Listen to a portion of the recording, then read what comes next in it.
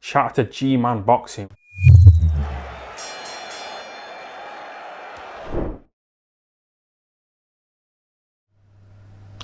Joseph Parker versus Dereck Chisora next Saturday night. This fight's come across real quick.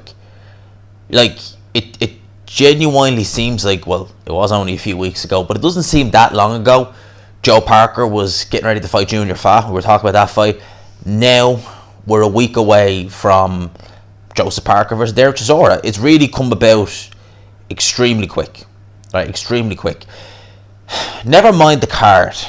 Right, the card is not pay-per-view worthy, but we're not going to go into that. We've talked about this card enough, and the fact that it's not pay-per-view worthy, we've gone into that. This is Sky's last pay-per-view with Matchroom, so it could be their last pay-per-view for a while. But the fight itself is a great fight. These prediction videos tend to go on a little bit long. I'll try and keep this as short as I can. But when I look at this fight, I just think that this fight has the potential to be a great fight. You know, Dereck Chisora, War Chisora, he is a pressure fighter. He will come at you throwing a lot of punches. It's safe to say that at this stage in Chisora's career, he probably is a high-level gatekeeper at this. He's 10 losses. Yes, some of them losses, controversial. You know, certainly the Hellenius fight, that was BS. He won that fight, but you can get the decision. But at this stage, Chisora is a high-level journeyman. You could say gatekeeper if you want to be nice, but he can cut at world level without troubling anybody at world level is the best way to describe it. He can give these guys very tough times, but you wouldn't pick him over any of the top 10. All right? So that's who Joseph Parker's going in there with now. Now, a critique I've always had about Parker, and until I see otherwise, I'm always going to say it, has been his lack of aggression, his lack of meanness. Parker is one of the most frustrating fighters. I've said this for a while. One of the most frustrating fighters you could watch. Because when you watch Joe Parker, you see a fighter who has very good hand speed, very good boxing ability. You know, his footwork is good. When he's in the 230s, his foot speed is very good. When he's in the 240s, he tends to plod a bit. He has decent athleticism, respectable, and I think very respectable punching power. I think Parker's power in some cases can be underrated. I think he hits a lot harder than people give him credit for. You know, I definitely think that. He has a good chin. So much good. Like, if you wanted to look at a heavyweight and say, how would you build a good heavyweight? You'd pretty much look at Joseph Parker, you know, in terms of the attributes he has. But what he has in his physical attributes and boxing ability, he lacks in confidence at the highest level, I believe. He just is happy to sail through a fight. You know, he's happy to go through the motions, sail through a fight if it's someone who is seemingly a threat. You know, when he's in there with guys like Shondell Winters, like Alexander Flores, you'll see that meanness, you'll see that bit of spite in there. But when he's in there with a guy who he feels a perceived threat from, Dylan White, Anthony Joshua, you know, Carlos Takam, just to name it, Hughie Fury, you will see him that the Hughie Fury fight, he did try to, you know, press the action. Hughie Fury was very negative, and I thought he won that fight. Joseph Parker did, to be fair. But when you see him against like the top guys or in around the top guys, he does tend to be, he has the fight within himself. Against Dylan White early on, it was very good until the headbutt went in, and then it was kind of all over the place. He grabbed the bull by the horn in the last round, and it was just too little too late. He could have won that fight. You know, he really could have won that fight if he stepped on the gas and really tried to assert his authority. You could say the headbutt played a factor in it. I give you that, but I definitely think that fight, Parker lost that fight more than Dylan White won it. Now, when I look at Dereck Chisora, stylistically, Dereck Chisora actually tends to play into Joseph Parker's strengths. He's not going to be a fighter that Parker's going to have to look for. See, against Junior Fa, Fa's quite a negative fighter. Fa is the sort of fighter where if you're struggling with insomnia, you go and watch Junior Fa fight. I mean, if someone came to me and said, gee, I haven't had a proper night's sleep in 3 days, I'll say, never mind sleeping pills, never mind alcohol, watch Junior Fa versus Joseph Parker. If you're not asleep after 5 rounds, then you really are screwed. That's what I'd be saying to anybody who have insomnia. Watch that fight back. I mean, Jesus. So Parker against someone like that is not going to look amazing, but against someone who comes at him like Dereck Chisora, it's going to play into his strengths. He's not going to have to go looking for that fight. If it gets really physical, we'll need to see how he goes. Joseph Parker, for the longest time, was trained by Kevin Barry.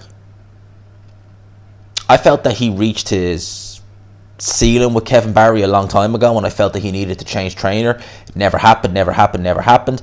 And then, boom, he's trained by Andy Lee.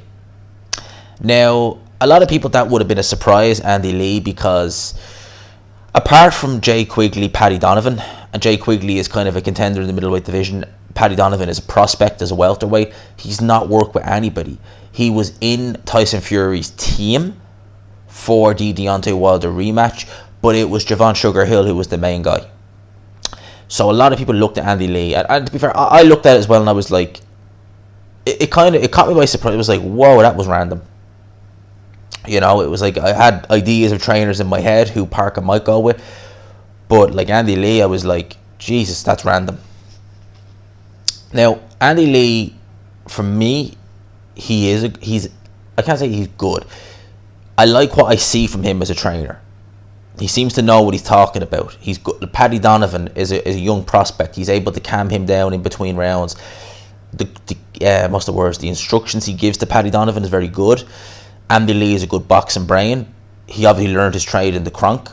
And I think that some of the sight, you see, after Emmanuel Stewart died, he went on to be trained by Adam Boot. Now, Adam Boot is nowhere near on the level of Emmanuel Stewart in terms of a trainer, what Adam Boot could teach you in terms of boxing ability. Emmanuel Stewart and Adam Boot, they both have a good mind for the psychological aspect of fighting. They do. And I get the impression that Andy Lee has absorbed a lot of that from both trainers. You know, Adam Boot, I hope I haven't been saying Adam Smith. Adam Boot has a degree or a PhD in sports psychology. So Andy Lee would have got a lot of the psychological aspect of boxing from both those guys, which I hope he is putting some of that into Joseph Parker, and maybe getting Joseph Parker to get that little bit of meanness, that little bit of confidence in him. I think that from a technical point of view, Andy Lee seems to be quite a good trainer. I think that he'll be able to bring out that little bit extra in Joseph Parker. I think having this, Andy Lee is quite calm. And you could say that maybe a calm voice is not what Joe Parker needs. In some cases, maybe a calm voice is what he needs. You know, if you have someone who is just going to be shouting like a drill sergeant, like Teddy Atlas, that's not going to bring it. That might not bring out the best in you. You know, maybe he needs that, you know, calm. Because Andy Lee is quite calm. He'll need that calm voice from Andy Lee. I think this could work well. It'd be interesting to see how different, if any, Joseph Parker looks. I would say that when you do change trainers, it is somewhat better.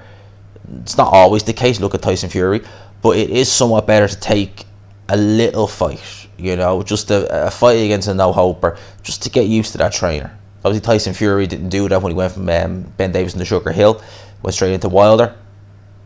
Like, it worked. So we'll need to see how he looks with Andy Lee. Whereas Chisora, as I said, we know what we're going to get with Chisora. Is he past his best? I would say yes, but I wouldn't say he's far removed from his best. His performance against Usyk early on was quite good. He was able to really rough Alexander Usyk up.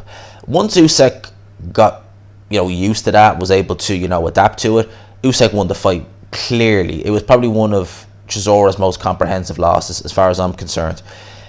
Chisora did look tired in that fight. He was hurt in the 7th round by Usyk. I think Chisora at this stage is there for the taking. I think he is the cat with 9 lives, but I think he's there for the taking. What I find interesting, it's making me think, is Chisora is being trained by Buddy McGurk for this fight.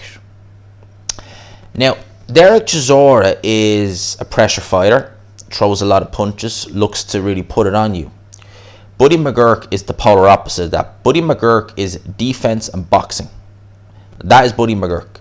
Use your jab, focus on defense, move around the ring, use your boxing ability. So that has me wondering now what kind of Chisora we're going to get. Because bear in mind, Chisora has always been, the come forward pressure fighter, trying to rough you up, just stall aggression. Well, he's in there, he's being trained by a guy who was all about boxing. So I wonder, have they looked at the Junior Fa fight? And if they looked at guys, you know, who are a bit negative with Joseph Parker, who try and box him, guys like Kajanu, guys like Hughie Fury, and thought, if we box Parker, rather than put it on him, because we might play into his strengths, you know, Parker won't have to go looking for you, he can get those combinations off. Rather than go and do that, if we box with Joseph Parker, how might we fare? You would imagine in a straight up boxing match, Joseph Parker, you would give him the edge. I mean, Alexander Usyk was able to outbox Dereck Chisora, but bear in mind, Dereck Chisora wasn't trying to box with Usyk, he was trying to rough Usyk up.